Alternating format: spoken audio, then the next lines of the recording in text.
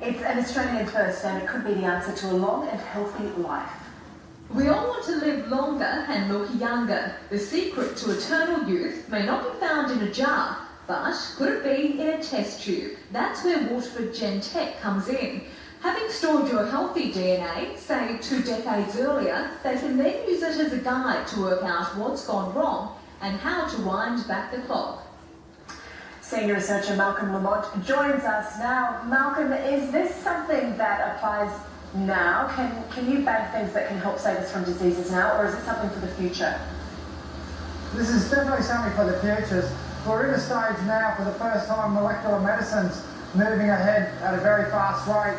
And in the future, we're going to use this molecular medicine to treat all sorts of disease, from coronary disease to heart disease. So the idea behind Waterford is to take a sample of your DNA now while you're healthy, and we can store that for future use, and it can become an invaluable reference in future genetic therapies. So you're a scientist. How far away do you think this is? Well, even now we're in the trials. We have molecular medicine type therapies to treat cancer, to treat cystic fibrosis. So we're moving. You know, the scientific community believe we're on the dawn of a new age of molecular medicine, and it could be the most important field in the future. For the first time, we can look at the actual cause of a problem and treat that, opposed to treating the symptoms. All right, well, why couldn't you just keep some of your hair at home somewhere in a box? Would that work the same way? No, it's not quite the same. What you get from that isn't going to give you a very good genetic code. It will degrade. So it's a technology that's only become available now, where we can actually take real cells, what are viable, transfer them unrefrigerated back to our laboratory, or a laboratory where we can process it for long-term storage. And also, more importantly, at an affordable price.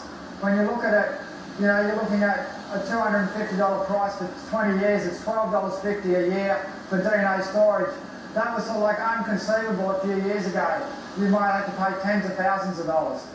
All right, let's get really wild now. In your wildest dreams, what could be done with this DNA? Could you know, if I banked my DNA, could you grow a new me eventually? And I don't know why you would want to, but could you do that? Well, okay, now I'm talking in the future, we'll probably be able to, instead of maybe having a lung transplant or something, we will probably be able to sequence a new set of lungs or a new kidney to start to grow inside your body. This is in the future, but this is the sort of thing molecular medicine or gene therapy is going down. Also, you can look at aging as the ultimate form of your DNA degenerating. So a lot of the scientific community now believe if you're born now, technically, there's no reason why you could not live for a very long time, hundreds of years. So these are sort of questions for the ethics committees and that in the future, but the technology certainly will become available over the next few decades for these sort of things. And this is at the extreme end.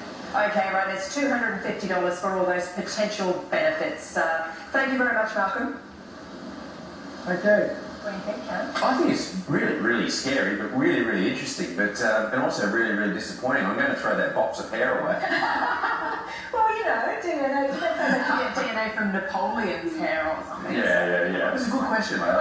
Very.